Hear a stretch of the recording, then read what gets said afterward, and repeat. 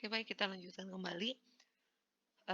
Saya ulangi, lagi ya untuk pasien-pasien yang sejak awal nilai HbA1c-nya sudah menunjukkan lebih dari sama dengan 7,5%, maka selain modifikasi gaya hidup sehat, bisa langsung diberikan monoterapi ya. Jika dalam 3 bulan, HbA1c masih lebih dari 7%, maka selain mempertimbangkan kepatuhan pasien, eee maka dapat dipertimbangkan kombinasi 2 obat atau penambahan satu antidiabetik yang lain yang tentunya berbeda golongan dan mekanisme kerja. Sama ya, jadi setelah 3 bulan eh, penggunaan dilakukan pemeriksaan HbA1c kembali. Jika masih belum mencapai target dan sudah memastikan kepatuhan pasien baik, ya maka bisa dipertimbangkan penambahan satu agen antidiabetik yang lain ya, yang akhirnya bisa diberikan kombinasi 3 obat dan seterusnya ya. Nah, kemudian bagaimana jika pasien sejak awal HbA1c-nya sudah lebih dari 9%? Maka untuk pasien-pasien yang sejak pertama kali pemeriksaan HbA1c-nya menunjukkan lebih dari 9%,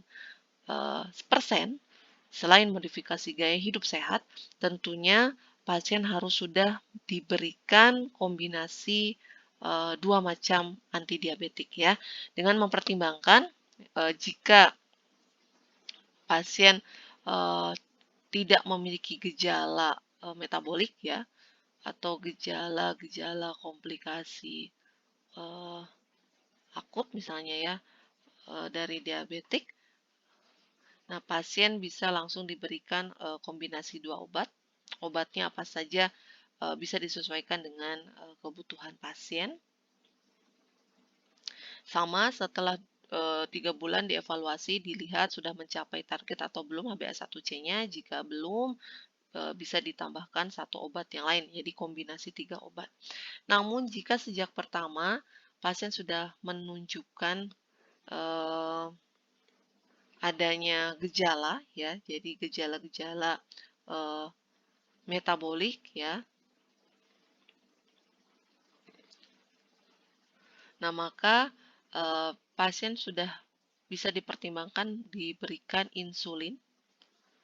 Insulin salah satu antidiabetik juga, namun diberikan secara injeksi ya, atau secara suntik.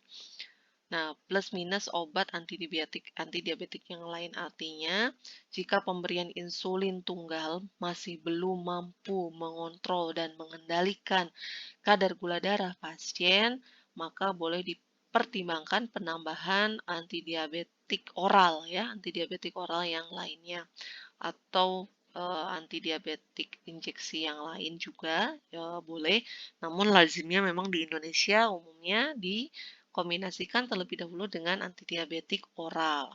Kemudian dievaluasi, dilihat ya, jika belum juga terkendali maka boleh dipertimbangkan pemilihan atau penggunaan insulin yang lain. Karena kalau nanti kita lihat insulin ada beberapa jenis ya, sehingga bisa dikombinasikan dengan insulin yang lainnya, jenis insulin yang lainnya. Nah, baik itu gambaran bagaimana tata laksana terapi farmakologi pada pasien DM tipe 2.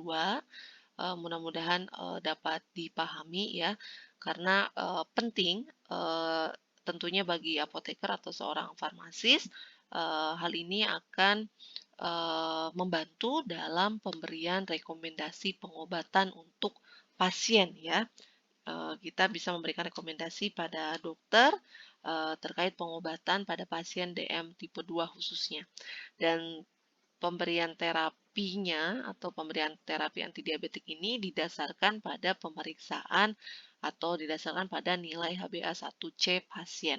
Ketika nilai HbA1c pasien berbeda atau menunjukkan nilai yang berbeda, tadi bisa kurang dari 7,5%, lebih dari 7,5%, atau bahkan lebih dari 9% ya, tentunya pemberian rekomendasi pengobatannya akan sangat berbeda ya. Untuk itu penting untuk dipahami. Kemudian Bagaimana jika pasien sejak awal misalnya nilai HbA1c-nya lebih dari 10%. Ini kan di sini nggak ada ya. Ini sampai 9%.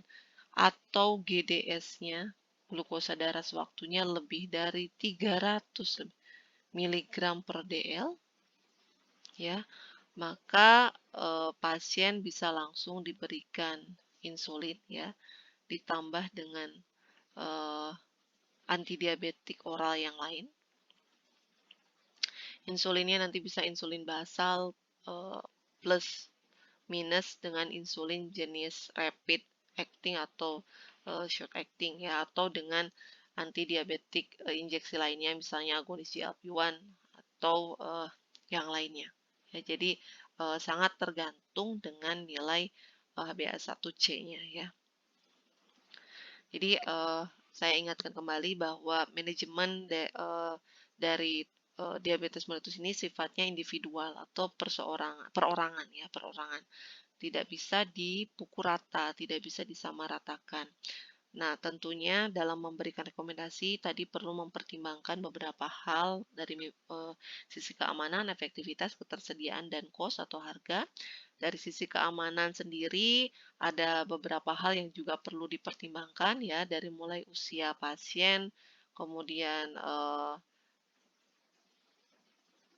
durasi menderita DM, kemudian riwayat hipoglikemia misalnya ya, kemudian penyakit penyerta, kemudian ada tidaknya komplikasi kardiovaskular. Nah, itu juga yang perlu difikirkan ketika kita akan memilihkan antidiabetik untuk pasien.